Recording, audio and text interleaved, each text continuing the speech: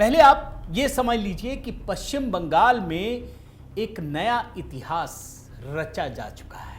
अब जब मैं रिकॉर्ड कर रहा हूं उस समय तो ये है, लेकिन क्या है, इसको होने में टाइम लगता है, बहुत सारे राउंड की गिनती होती है, मगर एक बार जब पैटर्न सेट हो जाता है ना, तो फिर उसी दिशा में गाड़ी बढ़ती है। बहुत उलटफेर की संभावना नहीं होती। भाई 10-20 सीट इधर उधर हो जाए कोई बात नहीं, लेकिन ऐसा कोई अगर सोचेगा कि एकदम पलट जाए, कि ममता की पार्टी को 50 सीटें बढ़ जाए, भाजपा कम हो जाए, यह संभव नहीं होता।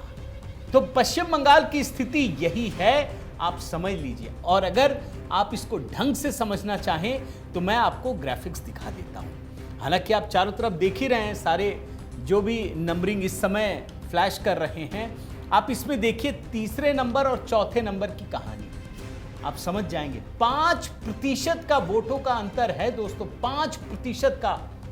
इस जीत के पीछे 13 कहानियां मैंने एचबी शॉर्ट्स में बनाए हैं, आप कमेंट में जाकर के देखिएगा जब ये वीडियो खत्म हो जाएगा। तो ये 5% का अंतर एक बहुत बड़ा गैप क्रिएट करता है। इस बात को ध्यान रखिएगा, जो मुस्लिम बहुल इलाके वहां तो सारे मुस्लिम ममता के पास चले गए, लेकिन जो बाकी स्कैटर्ड जो इलाके हैं ना, वहां भारतीय जनता पार्टी को आम जन ने प्रचंड बहुमत दिया है। और भारतीय जनता पार्टी की जीत कितनी बड़ी है ये समझना जरूरी है। भाई आज ही कई राज्यों के भी तो नतीजे आए। असम में तीसरी बार जीत मिली, तीसरी बार। आप सोचिए, ममता हार गई, भाजपा जहां एक बार कब्जा करती है, अपने प्रेम से, अपने स्नेह से, अपने कर्तृत्व से वो फिर से जीतती है। केरल में बस कांग्रेस की यही लाज बची है, चौथा राज्य मिल रहा है। पुडुचेरी एनडीए की जीत है। तमिलनाडु, उसकी तो कहानी अलग से शॉर्ट्स में करूंगा। भाई तमिलनाडु में स्टालिन को तमिलनाडु की जनता ने औकात दिखाई है। अब जरा कहानी को आगे बढ़ता हूं, क्लाइमेक्स पर लेकर जाता हूं। एक तस्वीर दिखाता हूं, देख लीजिए ध्यान से।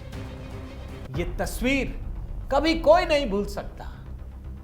मैंने ये तस्वीर है दोस्तों 4 जून 2024, जब भारतीय जनता पार्टी को 240 सीटें मिली थी।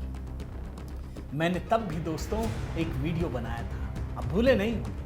मैंने 2 घंटे के भीतर एक वीडियो बनाया था, और जिस तरीके से पूरे देश में मातम छाया हुआ था, मैंने तब भी कहा था कि आप गलत रास्ते पर जा रहे हैं, आप कांग्रेसियों के इंडिया अलायंस के नैरेटिव में फंस रहे हैं। ठीक है, सीटें कम हो गई, लेकिन ये जीत बहुत बड़ी है।